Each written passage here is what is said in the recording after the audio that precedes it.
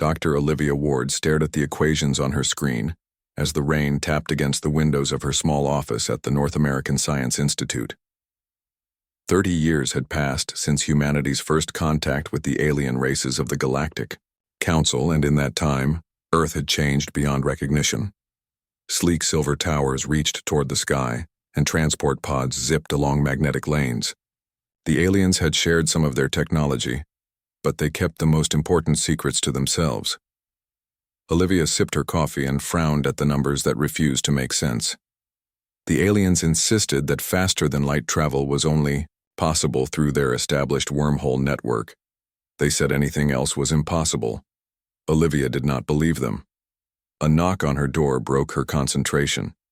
Dr. Nathan Cole, her longtime friend and colleague, leaned against the doorframe, with a concerned look on his face. "You missed the department meeting again," he said. Olivia shrugged. "I'm close to something, Nate. I can feel it." Nathan sighed and walked into the office, glancing at the jumble of equations. "The council representatives are very clear about this, Liv.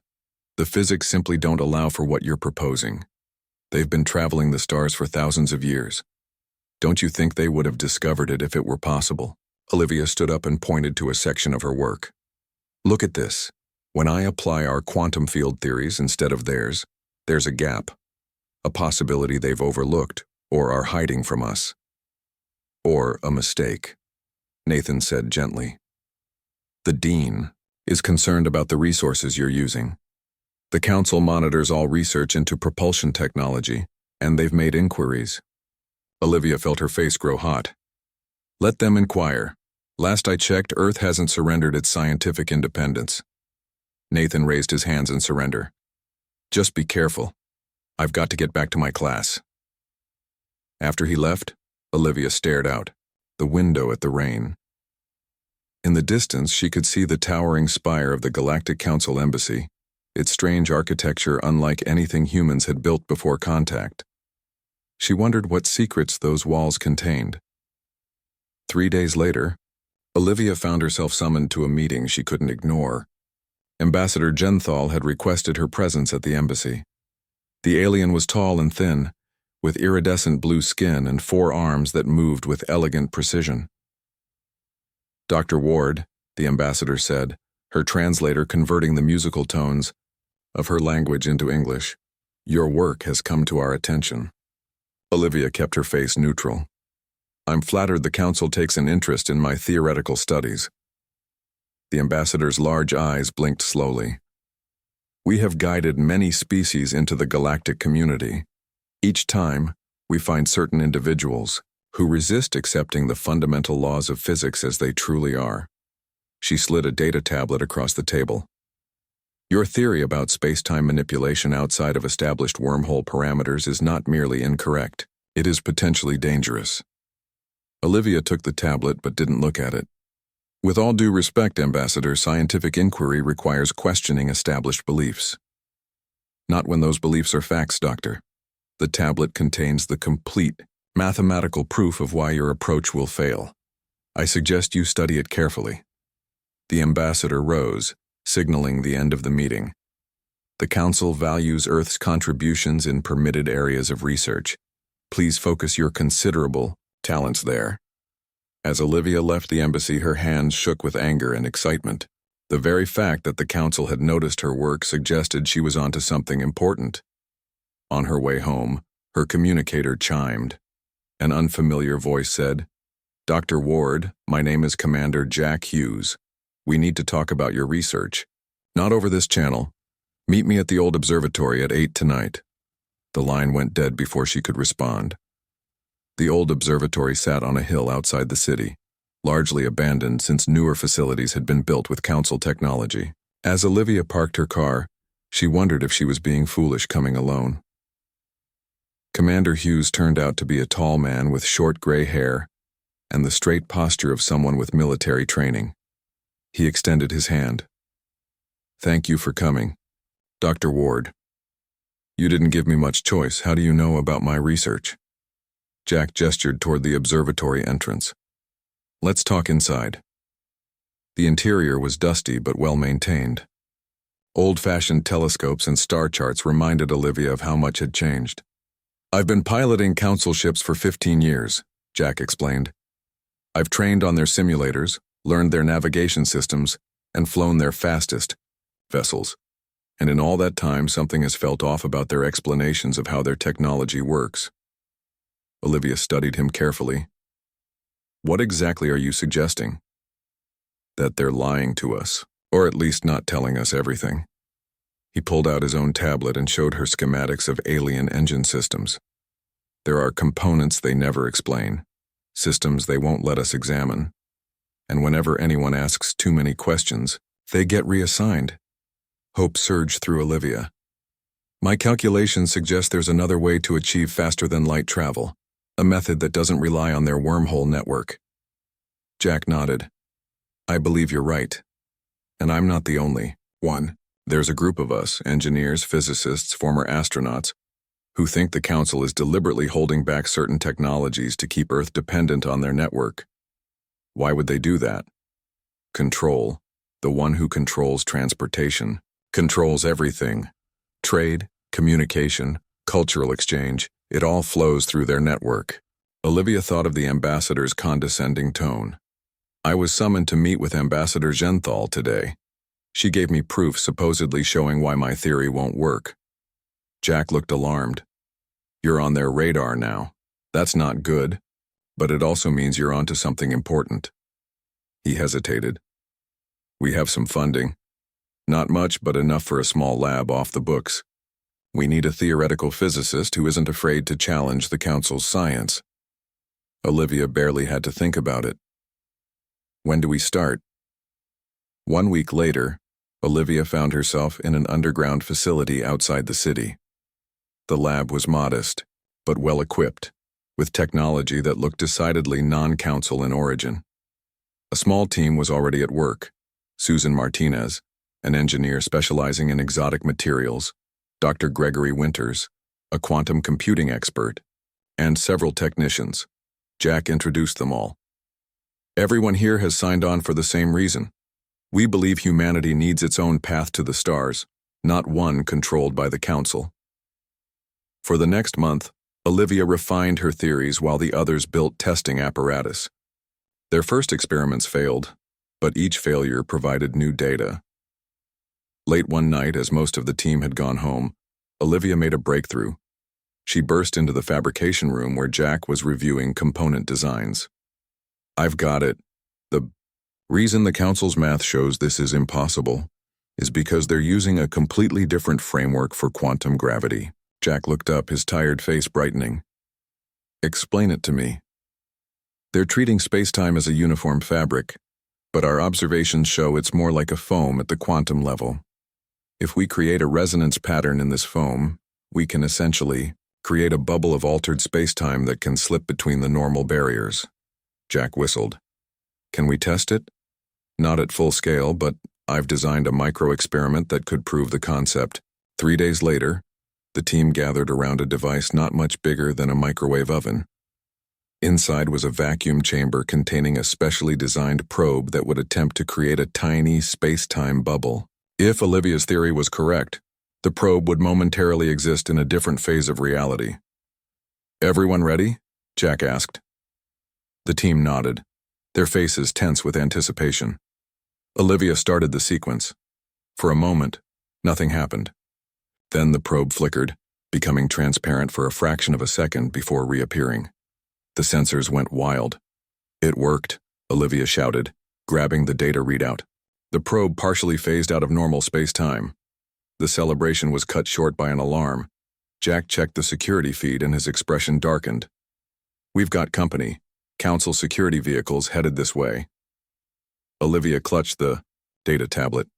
"How did they find us?" "It doesn't matter now. We need to scatter. Take copies of all the data.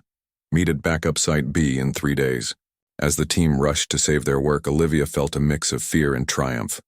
They had proven that the Council was wrong. Or worse, that they had been lying all along. Now the real work would begin. Humanity would build what the aliens said couldn't exist, no matter what it took. The underwater research facility hummed with activity, as Olivia reviewed the latest test results. 2 years had passed since their first successful experiment, and the project had grown. Hidden beneath the waves of the Pacific Ocean, the secret base was humanity's best-kept secret. Olivia looked through the reinforced glass at the vast ocean beyond. Fish swam past, unaware of the scientific revolution happening inside. The door to her lab slid open, and Jack walked in. His face looked tired but determined. "The new power couplings are installed," he said. "Susan thinks they'll handle the increased energy flow this time." Olivia nodded. "We need at least twice the power of our last test to create a stable bubble." Their previous attempts had created space-time distortions, but none had lasted more than a fraction of a second. Every failure brought them closer to success, but also increased the risk of detection. Jack poured himself a cup of coffee from the pot Olivia kept brewing at all hours. "Any word from our friends topside?" he asked. Olivia shook her head.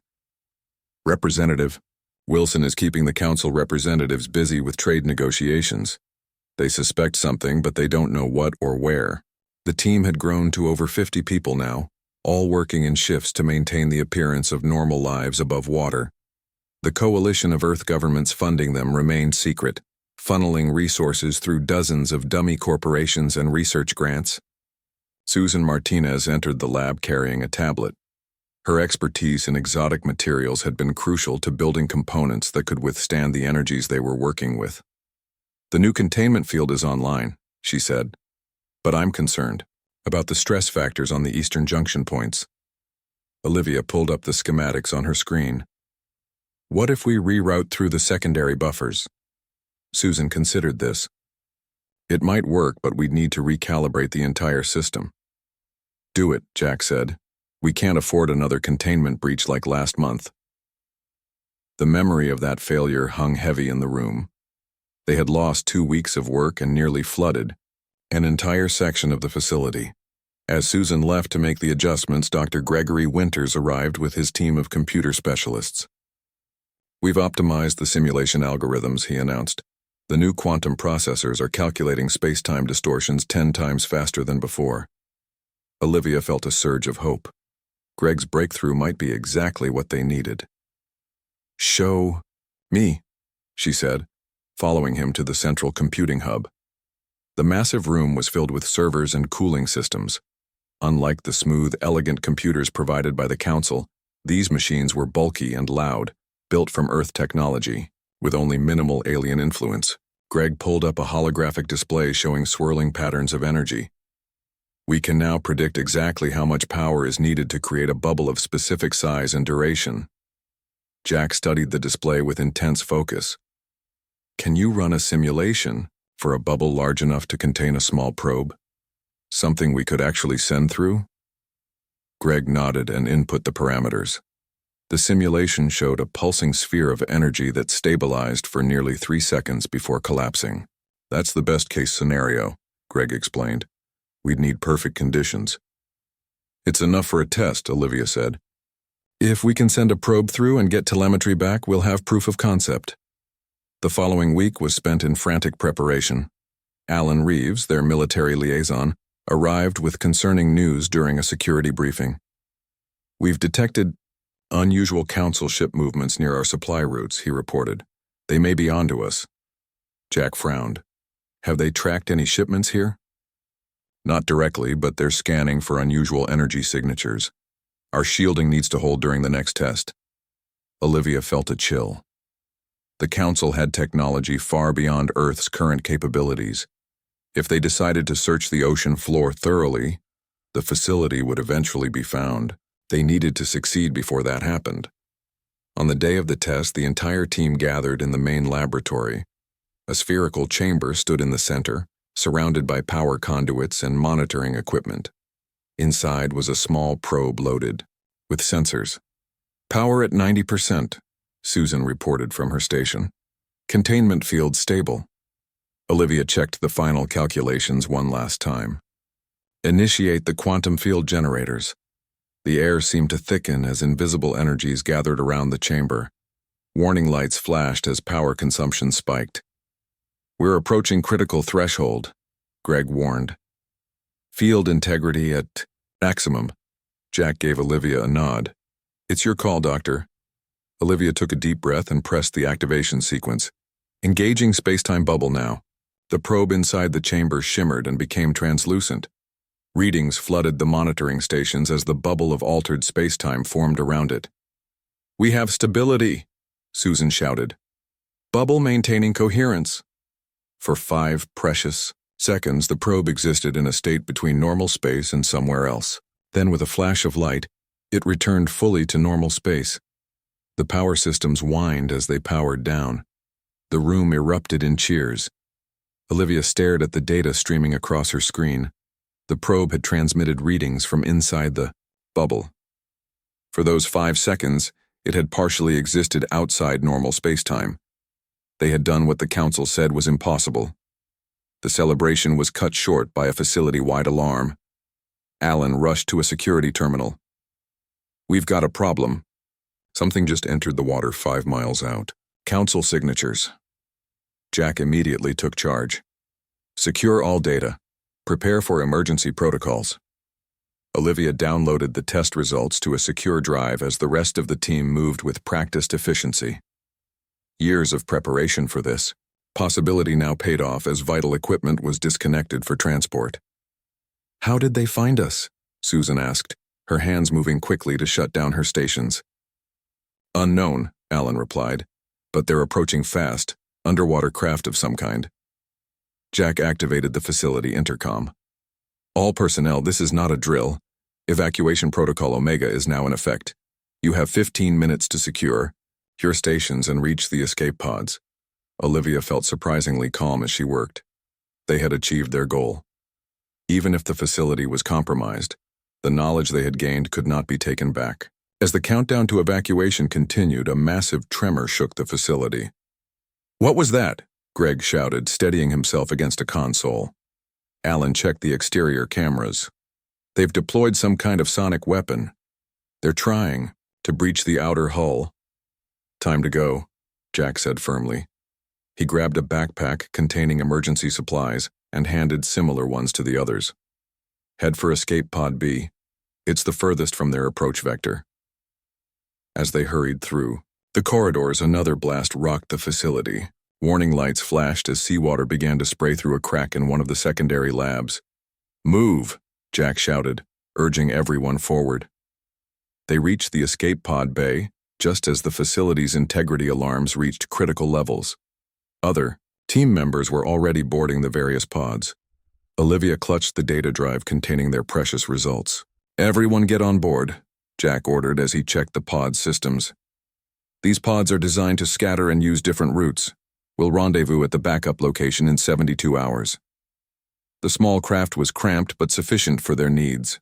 As the last team member entered, Jack sealed the hatch. Launching in 3, 2, 1.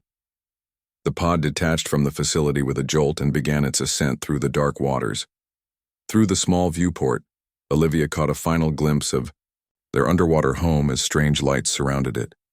Council enforcers were breaching the main entrance. They won't find much, Susan said, noting Olivia's gaze.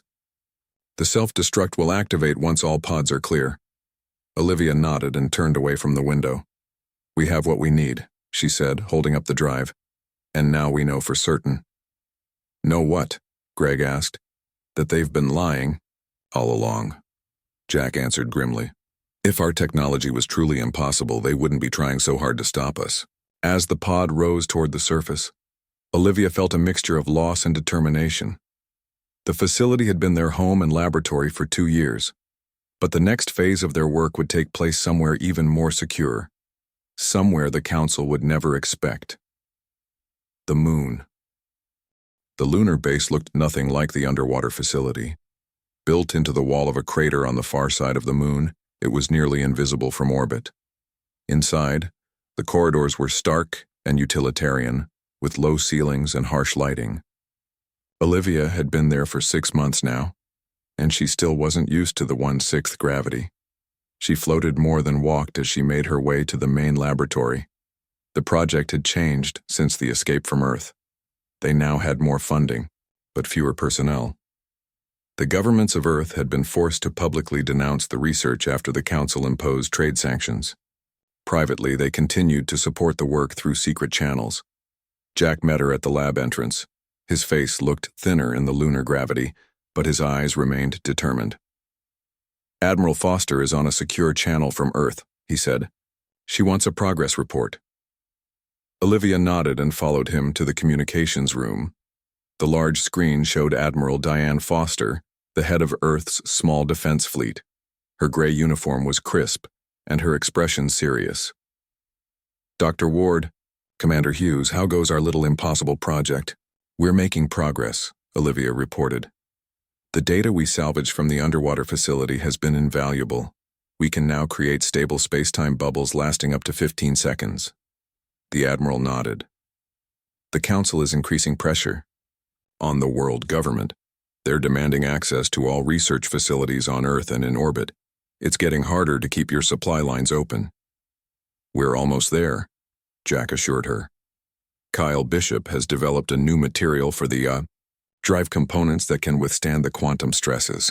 "Good," the Admiral said. "Because we may not have as much time as we thought. There's something else you should know. We've detected unusual communications from the Council embassy. They're bringing in reinforcements." After the call ended, Olivia and Jack walked to the fabrication area where Kyle Bishop was working. The eccentric materials scientist had joined them after the underwater facility was compromised. His workstation was cluttered with samples and tools, and holographic models of molecular structures hovered in the air. Kyle looked up as they approached. His wild hair and stained lab coat made him look more like an artist than a scientist. "Just in time," he said with a grin. "I finished the final batch of quantum resonators. They're ready for installation." Jack examined one of the small, oddly shaped devices. "These don't look like the previous versions." "That's because they're based on a completely different principle," Kyle explained. "These create the field from the inside out, rather than projecting it from external generators. Much more efficient." Olivia was impressed. "That solves our power consumption problem. The bubble should be more stable too." The three of them carried the components to the assembly bay where the prototype vessel was taking shape. Unlike the sleek ships of the Galactic Council, this craft was angular and functional. Roughly the size of a small bus, it had been designed for a single purpose: to prove that humanity could travel faster than light without the Council's wormhole network. Susan Martinez was already there, directing a team of technicians as they installed the power systems. "Right on schedule," she said when she saw them. "We're ready to begin integration of the drive components." As they worked, Olivia noticed Jack checking his communicator more frequently than usual. "Something wrong?" she asked during a break. Jack hesitated before answering. "Alan sent a warning from Earth. Council ships have been observed changing their patrol patterns. They're focusing more attention on lunar space. Do they suspect we're here?" "Not specifically, but they're being more thorough in their sweeps. Our shielding should keep us hidden, but we can't take any chances." That evening, as Olivia was reviewing the final calculations for the drive system, an alert sounded throughout the base. She rushed to the control room where Jack and the others were already gathered. "What's happening?" she asked. Alan Reeves was monitoring the external sensors. "We've got an unscheduled ship approaching from Earth, not on any of our approved flight plans." Jack frowned. "Council security?" "No, it's one of ours, a small transport. But they're not responding to identification requests." Tension filled the room as they watched the craft's approach on the monitors. Finally, a transmission came through. "Lunar Base, this is Dr. Xirlon requesting emergency landing. I have information vital to your project." The name meant nothing to Olivia, but Jack's expression changed to one of shock. "Xirlon, that's not possible." "You know this person?" Olivia asked. "Not a person. A Valaxian, one of the Council's top scientists. I met him once during my training at the Council Flight Academy." Olivia felt a chill. It could be a trap. Jack nodded. "Probably is, but if there's even a small chance." He activated the communication system. "Incoming vessel, this is Commander Hughes. Land at the designated coordinates and prepare to be met by armed security." The small ship landed half a kilometer from the base entrance. A security team escorted the visitor inside, keeping weapons trained on the alien figure. Zerlan was tall and slender, with pale green skin and large luminous eyes. 4 slender arms emerged from a torso covered in what looked like a metallic suit. "Thank you for not shooting me out of the sky," the alien said, its translator converting the words to English. "I come with great risk to myself." Jack kept his distance. "Why would a council scientist seek us out? Our work is considered heresy by your people." Zerlan's large eyes blinked slowly. "Not by all of us. Some of us remember the truth." The alien held out a data crystal. "This contains information about a species called the Krell. They discovered what you are attempting to create over 700 years ago. The council didn't merely suppress their research, they eliminated their entire civilization." A shocked silence fell over the room. Olivia was the first to find her voice. "Why would they do that?" "Control," Zerlan answered. "The wormhole network is the foundation of the Council's power. A civilization that can travel freely through space without using the network cannot be controlled." Jack took the crystal cautiously. "Why are you helping us?" "Because the Council has strayed from its original purpose. It was meant to share knowledge, not hoard it. To unite species, not control them." Zerlan looked directly at Olivia. "Your theories are correct, Dr. Ward. The Council has known this for centuries but has deliberately spread misinformation about the nature of space-time." Over the next few days, the information on the crystal was analyzed and integrated into their work. Zerlan provided insights that accelerated their progress dramatically. The prototype ship, now named Defiance, was nearly complete. Then disaster struck. Alan burst into the laboratory during a test sequence. "We've got incoming. Multiple Council ships on approach vectors." Jack immediately sounded the base-wide alert. "How did they find us?" "Unknown, but they're deploying. Landing craft.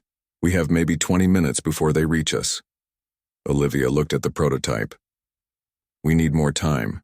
The drive isn't fully calibrated yet." Zerlan stepped forward. "I can buy you time. Let me speak to them. My presence will confuse them momentarily." Jack shook his head. "They'll execute you as a traitor." "Perhaps, but my life has been long. Enough." The alien's eyes seemed to smile. "Yours is just beginning." As Zerlan was escorted to a communication station to attempt negotiations, the rest of the team worked frantically to prepare the ship. "We need to launch now," Jack urged.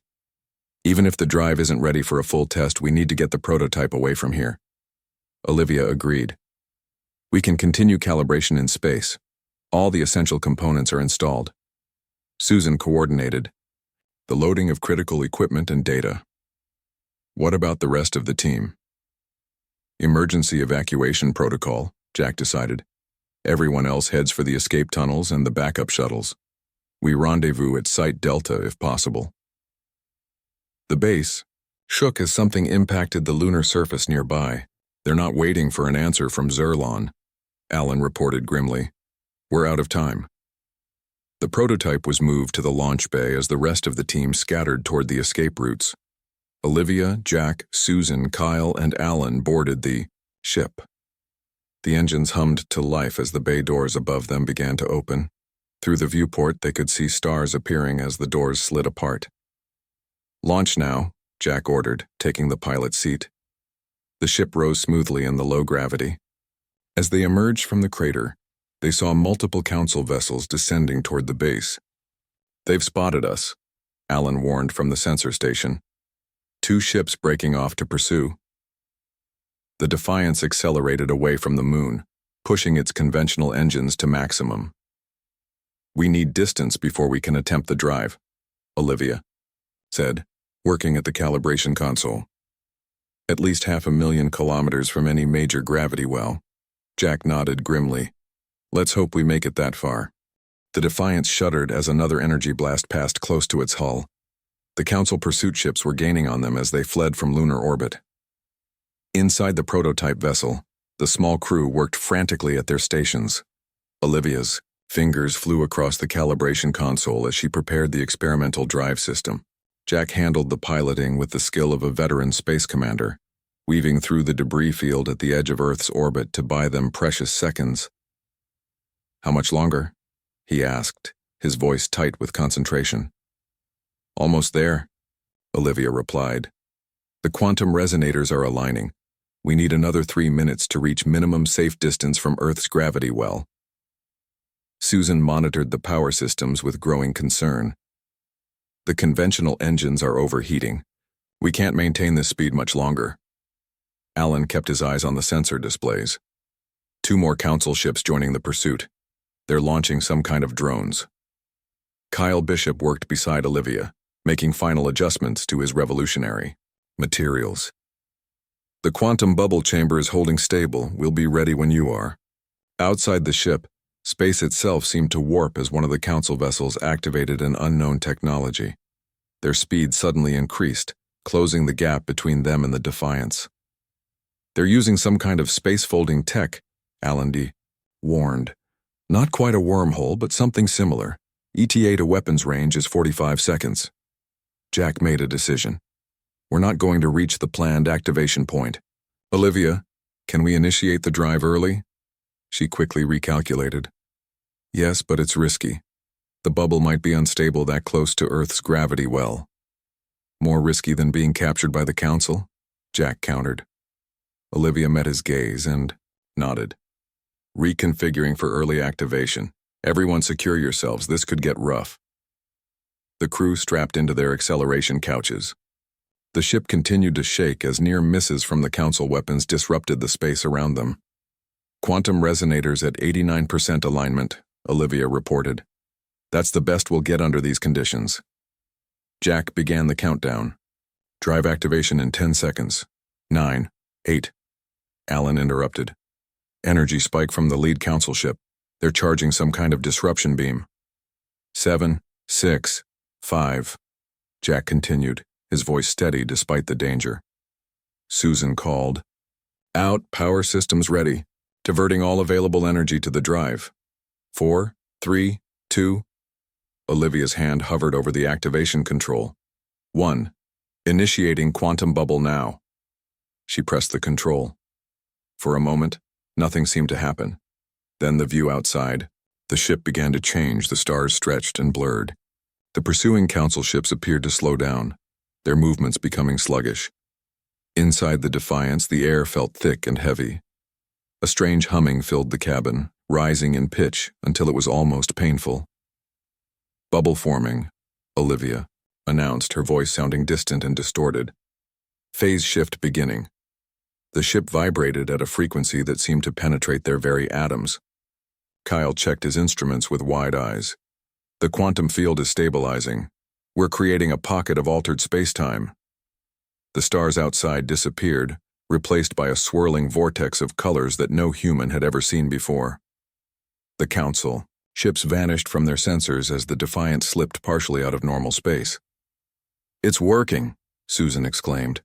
"We're transitioning between space-time states." Alan studied the navigation system with confusion. "All standard navigation references are gone. How do we know where we're going?" "We don't," Jack said calmly. "This is a proof of concept. We just need to maintain the bubble long enough to prove our theory works." Olivia monitored the drive systems closely. "Bubble integrity at 72% and holding. Power consumption is high but within parameters." The ship moved through the strange, not quite space around them. Minutes passed as they traveled farther than any human ship had ever gone, without using the Council's wormhole network. "How long can we maintain this?" Jack asked. Olivia checked her calculations. "Based on our power reserves, maybe 20 minutes at current consumption rates." Jack nodded. "That should be enough. Let's take her out a bit farther, then return to normal space." For 15 more minutes, they traveled through the quantum bubble. The instruments recorded everything, gathering precious data that would help refine the technology. Then Olivia noticed a concerning reading. "The bubble is starting to destabilize. We need to return to normal space." Jack nodded. "Beginning transition sequence." The process of returning to normal space was as disorienting as entering the bubble had been. The swirling colors faded, and stars began to reappear. The humming sound decreased in pitch until it disappeared entirely. With a final shudder, the Defiance fully re-entered normal space-time. "We did it," Kyle whispered, staring at the readings. "We actually did it." Alan checked the navigation systems. According to stellar positioning, we're approximately 4 light-years from Earth. The entire journey took less than 20 minutes. The implications were staggering.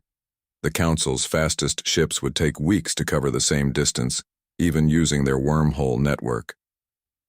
Olivia felt tears forming in her eyes. "We proved it was possible. Humanity has its own path to the stars now." Their celebration was cut short by Susan. "Power reserves at critical levels. We barely have enough to maintain life support, let alone make the return journey."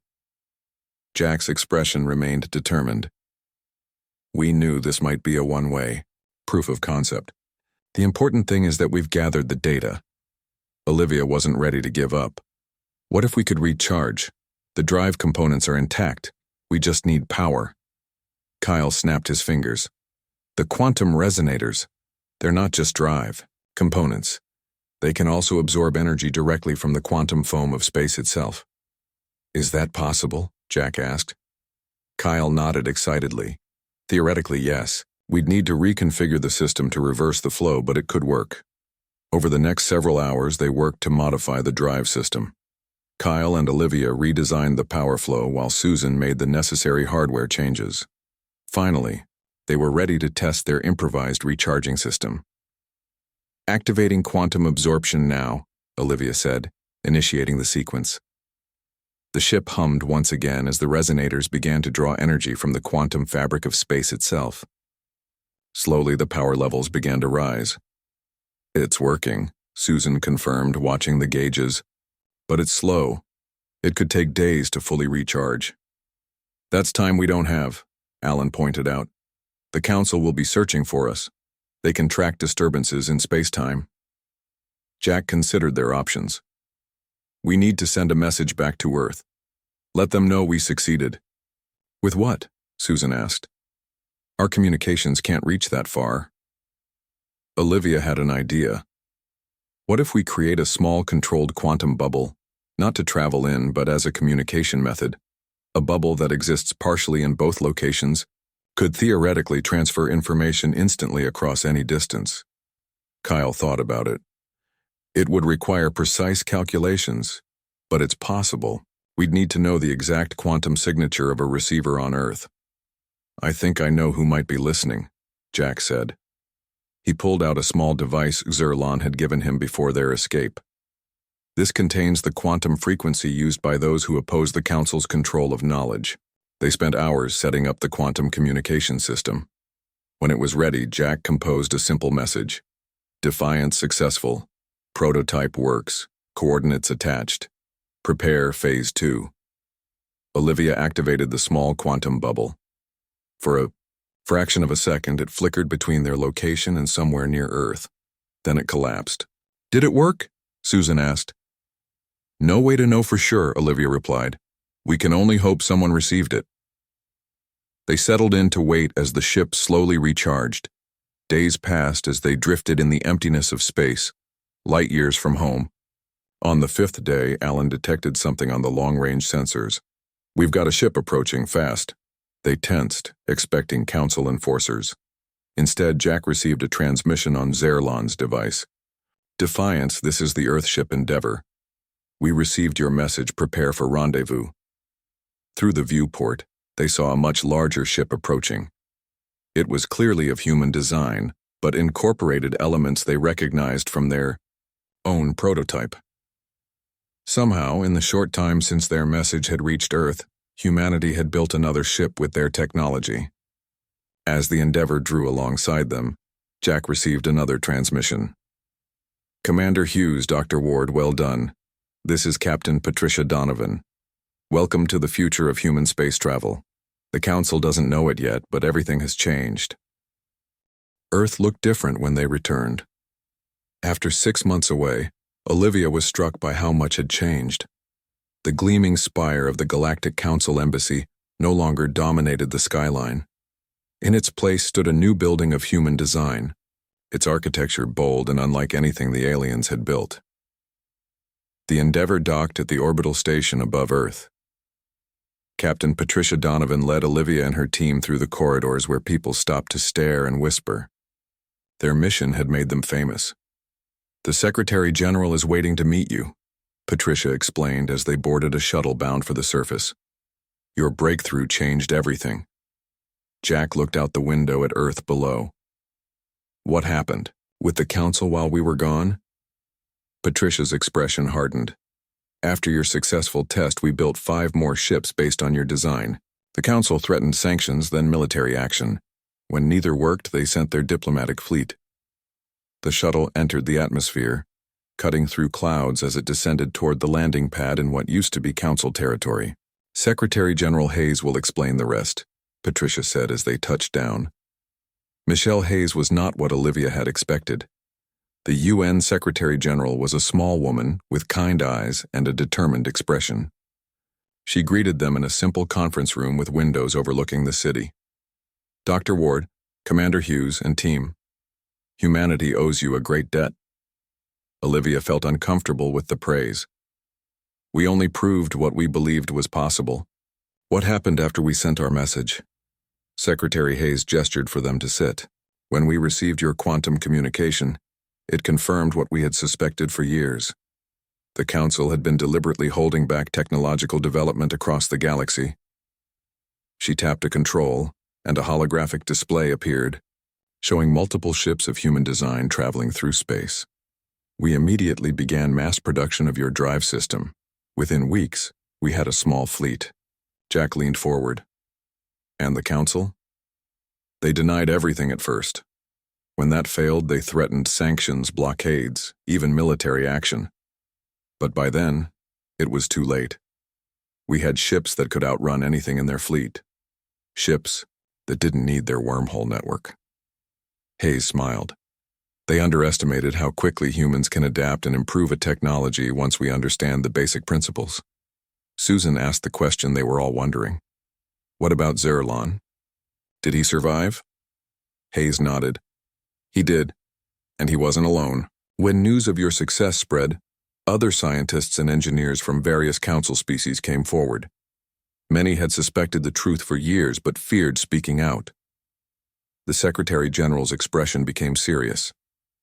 3 months ago, Council President Vox Rath arrived personally with their diplomatic fleet. They demanded we cease production of the quantum drive immediately." "What did you tell them?" Olivia asked. "I showed them our fleet of 50 ships already equipped with the technology. Ships that had already visited 20 star systems without using their network." Hayes looked proud. "Then I offered to share the technology with any species that wanted it." Kyle whistled. "I bet that went over well." "Better than you might think. 7 member species of the Council immediately accepted our offer. 3 more followed within weeks." The holographic display changed to show a gathering of various alien representatives. "We formed a new alliance based on knowledge sharing rather than control. The Free Stellar Alliance." Alan studied the display. "And the Council?" "Still exists, but greatly diminished. Nearly half their member species have either joined our alliance or declared neutrality. Their monopoly on interstellar travel is broken forever." A new figure entered the room. Olivia recognized Zerlon immediately. The alien looked different somehow, more relaxed and open. "My friends," he said warmly, "it is good to see you alive." Jack stood to greet him. "You took a great risk helping us." "A necessary one. My people, the Valaxians, were among the first to join your alliance. We have been waiting generations for someone to challenge the Council's stranglehold on knowledge." Secretary Hayes brought the conversation back to business. "There is much work still to be done. Dr. Ward, your insights into quantum physics have opened new possibilities beyond just travel. We believe the same principles could revolutionize energy production, medicine, even terraforming." Olivia felt overwhelmed by the possibilities. We only scratch the surface of what's possible. Exactly, Hayes agreed, which is why we need you to lead our new research division. All of you. She looked at each member of the team. Humanity is going to the stars with or without the Council's blessing, and we need our best minds leading the way. Later that day, Olivia stood on a balcony overlooking the city. Jack joined her, carrying 2 glasses of champagne. Quite a view, he said, handing her one. Hard to believe how much has changed in 6 months. Olivia sipped her drink. I just wanted to prove a theory. I never imagined it would reshape galactic politics. That's the thing about humanity, Jack said with a smile. We never just stop at proving a theory. We have to run with it, push it to its limits, see how far it can take us. In the distance, they could see a ship rising into the evening sky, its engines glowing as it accelerated toward space. Unlike the Council ships that used to visit Earth, this one didn't need to align with a wormhole gate. It would create its own path through the stars. Secretary Hayes wants us to lead the first diplomatic mission to the outer systems, Jack mentioned. Worlds beyond the Council's network that have never been contacted before. Olivia considered this. New worlds, new species, new knowledge. Exactly. No more gatekeepers deciding what we can and cannot know. The next morning, they gathered at the new Earth Space Command headquarters. The team had been joined by engineers, diplomats, and scientists from a dozen countries. Secretary Hayes presented their mission to a room full of officials and reporters. The Endeavour will depart next month on humanity's first long-range diplomatic mission beyond Council space. Dr. Ward and Commander Hughes will lead the scientific and operational aspects of the mission respectively. A reporter raised a hand. What does the Council think of this mission into what they consider their territory? Hayes smiled diplomatically. The regions we're exploring are beyond their network. They've never claimed those areas precisely because they had no way to reach them easily. Now we do. Another question came from the back of the room. Is it true that other species are requesting our technology? Yes, Hayes confirmed. We've received formal requests from 15 species, including some still officially aligned with the Council. Unlike the Council, we're sharing the technology freely, with only one condition. Which is, the reporter pressed, that they do the same. Knowledge belongs to everyone. After the briefing, the team gathered in their new laboratory. The facility was enormous, with the best equipment Earth could produce. Susan ran her hand along a console. Remember when we were working in that underwater base with salvaged parts? Kyle laughed. Or that cramped lunar facility where I had to sleep next to my workstation? Alan studied the star charts displayed on the wall screens. The regions we're heading to have never been explored by any Council species. We'll be the first. Jack looked at Olivia.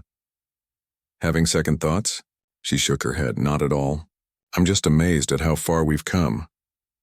And how far we still have to go, Jack added. 1 month later, the Endeavour prepared for departure. The ship had been upgraded with the latest versions of the quantum drive, now smaller and more efficient than the prototype they had tested.